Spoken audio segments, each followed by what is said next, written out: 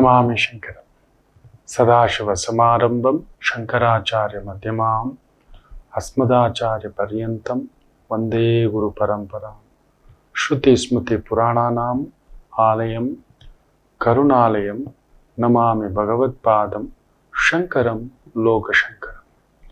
ನಾಡಿನ ಸಮಸ್ತ ವೀಕ್ಷಕ ಬಂಧುಗಳ ಪಾದಾರವಿಂದಗಳಿಗೆ ನನ್ನ ಶಿರಸಾಷ್ಟಾಂಗ ನಮಸ್ಕಾರಗಳು. ಗುರು ವಕ್ರ ಬಿಟ್ಟಿದೆ ಹೇಳಿದ್ದೆ, ಅದೊಂದು ರೀತಿ ಸಮಾಧಾನ. ಗುರುಚಂದ್ರ ಯೋಗವಾಗಿಯೂ ಕುಳಿತಿದೆ. ಶನಿ ಗುರು ಚಂದ್ರ. ನೀವು ನೋಡಿರ್ತೀರಿ, ಕೆಲವರು ಹೆಲಿಕಾಪ್ಟರ್ಲೆಲ್ಲ ಓಡಾಡೋದು, ಆಲಿ ಡೇವಿಡ್ಸನ್ ಬೈಕ್ಗಳು ತಗೊಂಡು ಸುತ್ತೋದು, ಏನೇನೋ ಮಾಡ್ತಿರ್ತಾರೆ. ಎಲ್ಲೋ ಬಂದು ಕೂತ್ಕೋತಾರೆ, ಯಾವುದಾದ್ರು ಅನೈತಿಕ ಪ್ರೋಗ್ರಾಮ್ಗಳೆಲ್ಲ ಬಂದು ಕೂತ್ಕೋತಾರೆ. ಫುಲ್ ಹವಾ ಕ್ರಿಯೇಟ್ ಮಾಡೋದು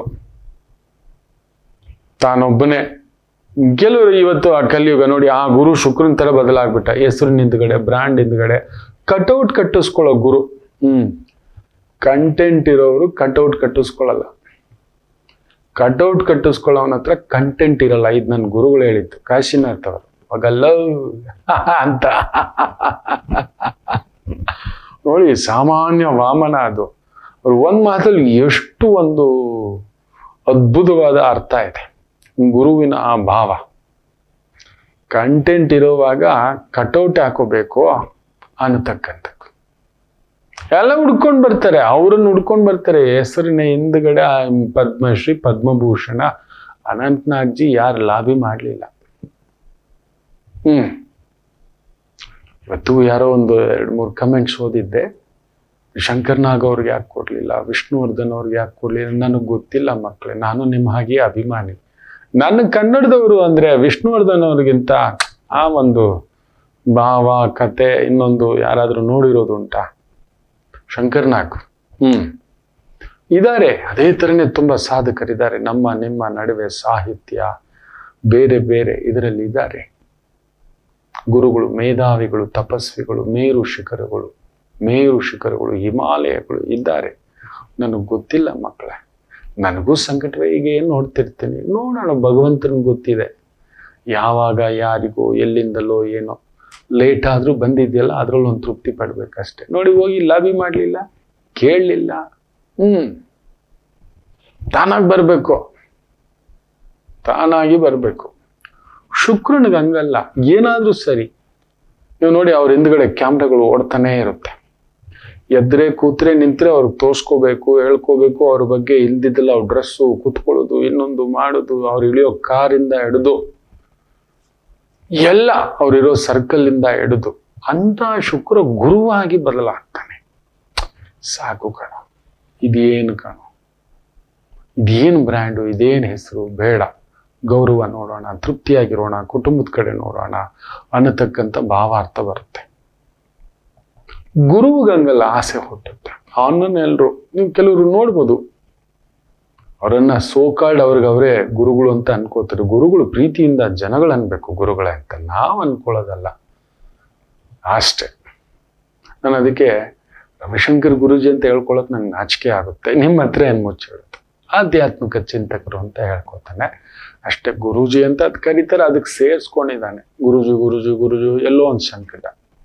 ಆ ಗು ಅನ್ನೋದೇ ಕಲ್ತಿಲ್ಲ, ಜಿ ಎಲ್ಲಿಂದ ಬಂತು ಅಂತ, ಗುಜ್ಜು ಅಂತ ಅನ್ಕೋತಿರ್ತಾನೆ. ತುಂಬಾ ಇದೆ, ಇರ್ಲಿ. ಅಂಥದ್ದು ಗುರು ಶುಕ್ರ ಪರಿವರ್ತನೆ ಆಗಿದೆ ಅದ್ಭುತವಾಗಿ, ಒಳ್ಳೆ ಸಂಕೇತ. ಬಟ್ ಗುರು ಶುಕ್ರನ ಮನೆಯಲ್ಲಿ ಸ್ವಲ್ಪ ಬದಲಾಗೋದು ಸ್ವಲ್ಪ ಕಷ್ಟ. ಬಟ್ ಅದೃಷ್ಟಕ್ಕೆ ಗುರು ಚಂದ್ರನ ಪರಿಪೂರ್ಣ ಸಾರದಲ್ಲಿರೋದ್ನ ಉಚ್ಚಂಗತದ ಸಂಕೇತ ಅಲ್ಲಿಗೆ. ಬ್ಯೂಟಿಫುಲ್, ತುಂಬಾ ಒಳ್ಳೇದಾಗ್ತಕ್ಕಂಥದ್ರ ಸಂಕೇತ. ಸೊ ಗುರು ವಕ್ರ ಬಿಟ್ಟಾಗ ಕೆಲವು ರಾಶಿಗಳಿಗೆ ಬಂಪರ್. ಎಸ್, ಅವನು ಕೊಡ್ತಾನೆ. ನನ್ನ ಗುರುಗಳು ಕೋಟಿ ದೃಷ್ಟಿಕಣ, ಕೋಟಿ ಕೊಡುವಷ್ಟು ದೃಷ್ಟಿಕಣ ಗುರುದು ಅಂತ ಹೇಳ್ಬಿಟ್ಟು. ಭಿಕ್ಷುಗ ಕೂಡ ರಸ್ತೆಯಲ್ಲಿರೋ ಒಬ್ಬ ಸಾಮಾನ್ಯ ನಿಂತ್ಕೊಂಡಿರೋ ಒಬ್ಬ ಈ ತಿರುಬೋಗಿ ಕೂಡ ಎಲ್ಲಿಗೋ ತಗೊಂಡೋಗಿ ನಿಲ್ಲಿಸಬಲ್ಲ ಗುರು ದೃಷ್ಟಿ ಬಿದ್ರೆ. ಯಾರನ್ನು ಬೇಕಾದರೂ ಗುರು ದೃಷ್ಟಿ ಇಲ್ಲದೆ ದೊರೆ ಆಗಲ್ಲ ಮಕ್ಕಳೇ. ನೆನ್ಪಿಟ್ಕೊಳ್ಳಿ, ತುಂಬಾ ದಿನ ಆಗೋಗ್ಬಿಡಲ್ಲ. ಗುರುದೋಷ ಜಾತಕದಲ್ಲೇ ಇದ್ರೆ ಆಗೋಗ್ಬಿಡಲ್ಲ. ಗುರು ಚೆನ್ನಾಗಿರ್ಬೇಕು.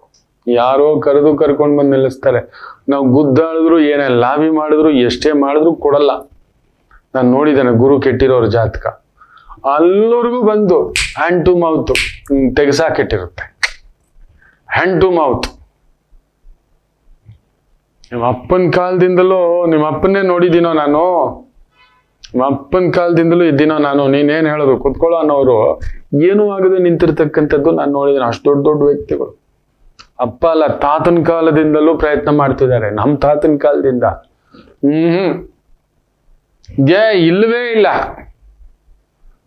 ನಾಮ್ ಚೌಕಿದಾರ್ ಅಷ್ಟೇ, ಹೆಸರಿಗಷ್ಟೇ ಚೌಕಿದಾರ್, ಇನ್ನೇನು ಇರಲ್ಲ ಅಲ್ಲಿ.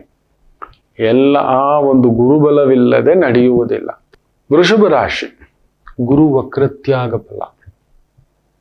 ಲಾಭಾಧಿಪತಿ ನಿಮ್ಮ ಮನೆಯಲ್ಲಿ, ತೃತೀಯಾಧಿಪತಿಯ ಸಾರದಲ್ಲಿ ಒಂಥರ ಧೈರ್ಯ, ಸ್ಥೈರ್ಯ, ಚೈತನ್ಯ. ಯಾಕೆಂದ್ರೆ ನಿಮ್ಗೊಂದು ಮ್ಯಾಜಿಕ್ ನಡೆಯುತ್ತೆ. ಈ 100 days ತೊಂದರೆಗಳು ಒಂಚೂರು ಬೆಳೆಸ್ಕೊಳ್ಳಿಕ್ಕೆ, ಒಂಥರ ಎದ್ದೋಳ್ಲಿಕ್ಕೆ ನಿಮ್ಗೆ ಬಲ ಕೊಡ್ತಾನೆ ಗುರು. ಎದ್ದೋಳೋ ಅಂತ.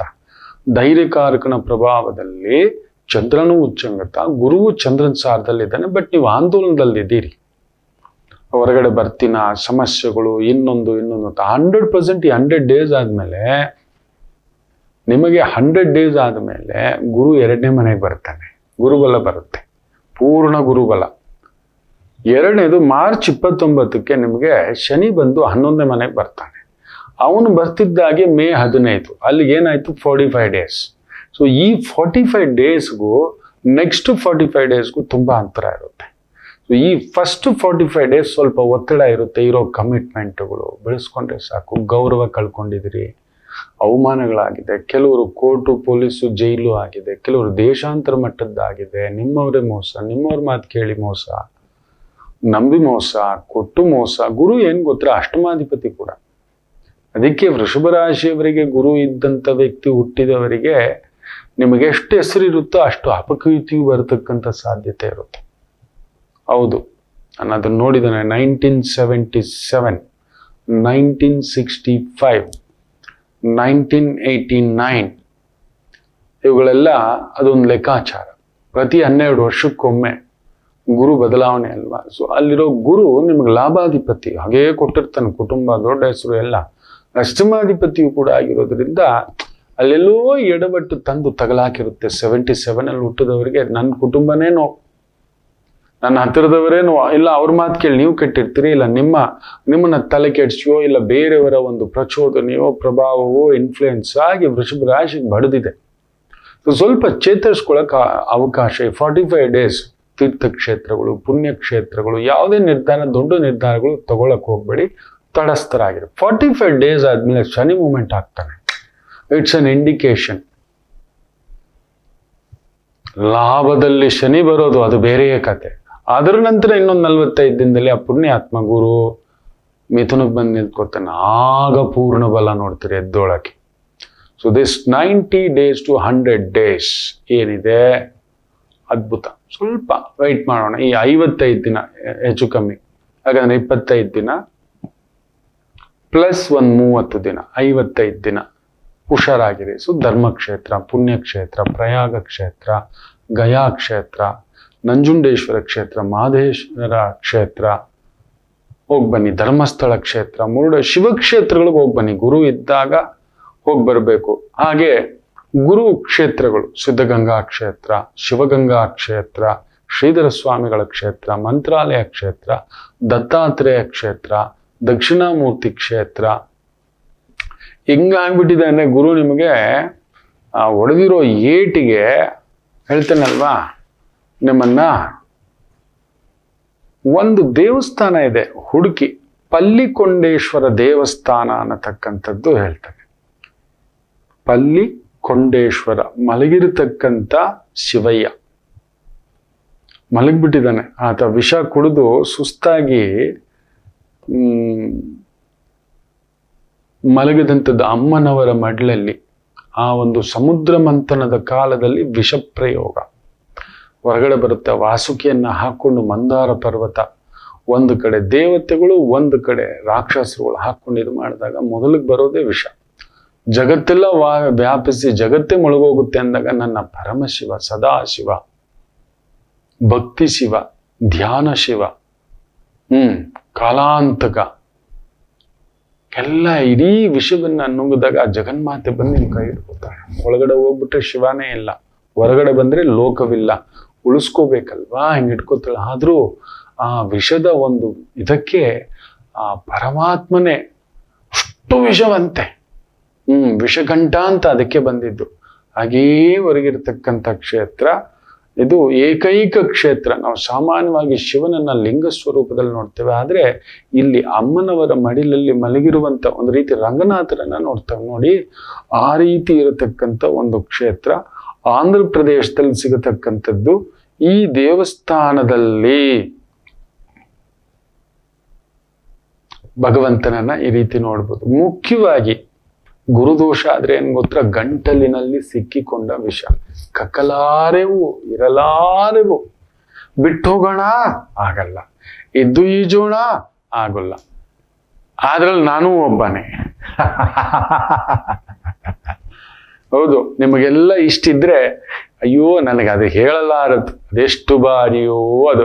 ಆದ್ರೆ ಅದೃಷ್ಟಕ್ಕೆ ಏನ್ ಮಾಡಿ ಇಟ್ಕೊಬಿಟ್ಟಿದ್ದಾನೆ ಅಂದ್ರೆ, ನನ್ನ ಆ ಒಂದು ಚಾನೆಲ್, ಆ ನೋವು, ಆ ದುಃಖ ಆ ಕಡೆ ಹಾಕೊಳ್ಳೋ ಬದಲು ಈ ಕಡೆ ಅಂತ ಈ ಕಡೆನೇ ನೋಡ್ತಿರ್ತಾನೆ, ಬೇರೆ ಇನ್ನೊಂದ್ರ ಕಡೆ ನೋಡ್ತಿರ್ತಾನೆ. ನನ್ನ ಗುರುಗಳಿಗೆಲ್ಲ ಆಗಿರೋ ನೋವುಗಳು, ಕಷ್ಟ, ಅಯ್ಯೋ ಅವ್ರಿಗಿಂತಲ್ಲ ಸುಮ್ನಿರು ಭಗವಂತ ಅಂತಕ್ಕಂಥದ್ದು, ಅಷ್ಟು ಬ್ಯುಸಿ ಇಟ್ಕೊಬಿಟ್ಟಿದ್ದಾನೆ. ಇದೇ ಮಕ್ಕಳೇ, ನಿಮಗೆಲ್ಲ ಒಂದು ಲೋಟ ಇದ್ರೆ ನಂದು ಹಂಡೆ ಅಷ್ಟು ವಿಷ ಗಂಟ್ಲಲ್ಲಿ ಇದೆ. ಏನ್ ಮಾಡೋಣ, ಬದುಕಲೇಬೇಕು, ಬಿಟ್ಟು ಹೋಗಲಾರೆ, ಕಟ್ಟಿಟ್ಬಿಟ್ಟಿದೆ ನಮ್ಮಮ್ಮಮ್ಮ, ನಿಮ್ಮ ಅಮ್ಮಮ್ಮ. ಅದ್ರ ನಡುವೆ ತುಂಬಾ ಪ್ರೀತಿಸೋರು ಇದ್ದಾರೆ, ತುಂಬಾ ಗೌರವ ಕೊಡೋರಿದ್ದಾರೆ, ತುಂಬಾ ಆರಾಧಿಸೋರು ಇದ್ದಾರೆ. ತಾಯಿಗಿಂತ ಹೆಚ್ಚಾಗಿ, ಅಕ್ಕನಿಗಿಂತ ಹೆಚ್ಚಾಗಿ, ಅಣ್ಣನಿಗಿಂತ ಹೆಚ್ಚಾಗಿ, ಬಂಧುಗಿಂತ ಹೆಚ್ಚಾಗಿ, ತಂದೆಗಿಂತ ಹೆಚ್ಚಾಗಿ, ಹಿರಿಯಣ್ಣನಿಗಿಂತ ಹೆಚ್ಚಾಗಿ ನನ್ನನ್ನು ಪ್ರೀತಿಸುವಂತ ನನ್ನ ಆತ್ಮೀಯರಿದ್ದೀರಿ ನೀವು. ಅದು ಒಂದು ಕಾರಣ, ನಿಮ್ ಜೊತೆಲಿ ಇನ್ನೂ ಇದ್ದೇನೆ. ಎಷ್ಟೇ ನನ್ನವರಿದ್ದಾರೆ ಬೇಡ, ನಿಮ್ಮಗಳು ನೋಡ್ತಾ ಮಾತಾಡ್ತಾ ಮರ್ತಿರ್ತಕ್ಕಂಥದ್ದು. ಮುಖ್ಯವಾಗಿ ವಿಶೇಷವಾಗಿ ವೃಷಭ ರಾಶಿ ಹೋಗಿ ಗಂಟ್ಲಿನ ವಿಷ ಎಲ್ಲೋ ಒಂದ್ ಕಡೆ ಮಕ್ಕಳು ನೀವು ಹೋಗಿ ದರ್ಶನ ಮಾಡ್ಕೊಂಡು ಬನ್ನಿ. ಈ 55 ದಿನದ ನಂತರ ಸಿಂಹಂ ವೇಟ ಮೊದಲೈಂದಿ ಅಂತ ಹೇಳ್ತೀವಿ. ಸಿಂಹ ಅಬೋ ಶುರು ಮಾಡ್ಕೊಳ್ಳಕ್ಕೆ ರೆಡಿಯಾಗಿ ಆ ವಿಷಯ ಎಲ್ಲ ತೆಗೆಸ್ತಾನೆ ಆ ಭಗವಂತ. ಅಲ್ಲಿ ವಿಶೇಷವಾಗಿ ಅಮುದಾಂಬಿಕೆ ಕ್ಷೇತ್ರ, ಅಮ್ಮನವರನ್ನ ಅಮುದಾಂಬಿಕೆ ಅಂತ ಹೇಳ್ತೇವೆ. ಆ ಪಲ್ಲಿಕೊಂಡೇಶ್ವರ ಕ್ಷೇತ್ರದಲ್ಲಿ ಆ ಅಮ್ಮನವರ ದರ್ಶನನೂ ಮಾಡ್ಕೊಂಡು ಬನ್ರಪ್ಪ. ಅಷ್ಟು ದೂರ ಆಗೋಲ್ಲ ಗುರುಗಳೇ. ಅರೆ ನನ್ನ ನಂಜುಂಡೇಶ್ವರ, ನನ್ನ ವಿಷಕಂಠೇಶ್ವರ, ಅಯ್ಯೋ ನನ್ನ ಕಪಿಲ ನದಿ ತೀರದಲ್ಲಿರ್ತಕ್ಕಂಥ ಪರಮ ಪವಿತ್ರ ಪುಣ್ಯಕ್ಷೇತ್ರ, ಅಲ್ಲಿ ಹೋಗಿ ಬನ್ನಿ ಮಕ್ಕಳೇ. ಒಂದು ರಾತ್ರಿ ಉಳ್ಕೊಳ್ಳಿ, ಬೆಳಿಗ್ಗೆ ಎದ್ದು ನದಿ ಸ್ನಾನ. ಅಯ್ಯ ನಿನಗೆ ಮೀರಿದ್ ನೋವು ನೋಡಿದವ್ರಿಲ್ಲ, ನಿನಗೆ ಮೀರಿದ್ದು ಜಗತ್ತಿನ ವಿಷವೆಲ್ಲ ನಿನ್ ಗಂಟ್ಲಲ್ಲಿ ಇಟ್ಕೊಂಡಿದ್ಯಾ. ನಾವು ಬರೀ ಒಂದ್ 4 ಜನದ್ದು ಇಲ್ಲ 40 ಜನದ ವಿಷವನ್ನ ದೊಡ್ಡದು ಅಂತ ಹೇಳ್ಬಿಟ್ರೆ ಭಗವಂತ ಎಷ್ಟಪ್ಪ ಎಷ್ಟು. ನಾವು ಇದೇ ನಮ್ಮ ಒಂದು ದೊಡ್ಡ ತಪ್ಪುಗಳು. 40 ಜನ ಅಷ್ಟೇ 100 ಜನರ ವಿಷವನ್ನೇ ಶಕುನಿ ಇಟ್ಕೊಂಡಿದ್ನಂತೆ.